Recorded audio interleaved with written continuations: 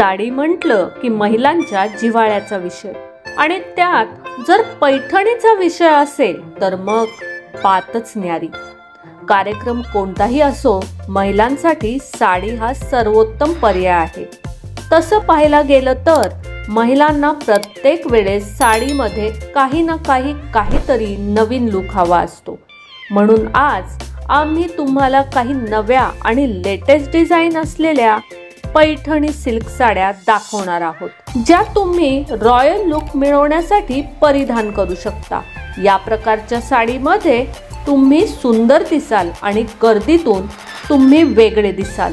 पैठणीचा विषयच हार्ड असतोय, तुमची नजर हटणार नाही या नव्या डिझाईन्स वरून। रॉयल लुक साठी बेस्ट एकदा बघाच। नमस्कार, मनभर पैठणी मध्ये तुमचं खूप खूप स्वागत आहे। Zari silk plain Paithani sari. Royal look येण्यासाठी तुम्ही जरी सिल्क प्लेन प्रकारची पैठणी साडी नेसू शकता। ही साडी निळ्या आणि लाल रंगात आहे। या प्रकारच्या साडीमध्ये जरी वर्कसह बॉर्डरवर विणलेले डिझाईन आहे। या प्रकारच्या साडीमध्ये तुमचा लुक पूर्ण करण्यासाठी तुम्ही फुटवेअर म्हणून शूज घालू शकता आणि दागिने म्हणून या साडी सोबत तुम्ही हेवी नेकलेस घालू शकता। ही साडी तुम्ही ऑनलाईन आणि ऑफलाईन देखील खरेदी करू शकता। तुम्हाला ही साडी 1000 ते 1500 रुपयांना मिळेल।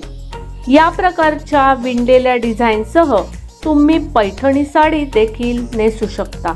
या प्रकारची साडी तुम्ही प्री वेडिंग किंवा कोणत्याही पार्टी दरम्यान घालू शकता।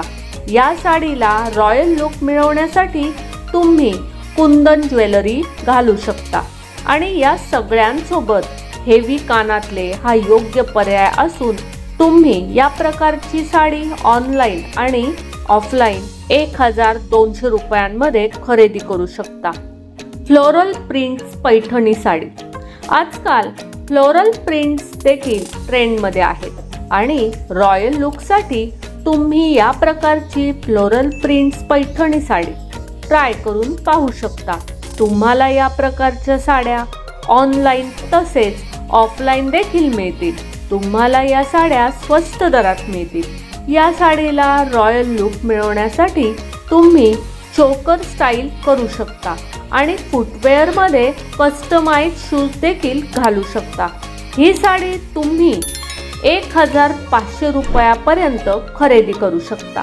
तर मग मंडळी, आजच्या व्हिडिओमध्ये या पैठणी साड्या तुम्हाला नक्कीच आवडल्या असतील तर व्हिडिओला नक्की लाईक करा, व्हिडिओ जास्तीत जास्त शेअर करून कॉमेंट्स देखील करा आणि हो, मनभर पैठणी या YouTube चॅनेलला सबस्क्राईब करायला अजिबात विसरू नका।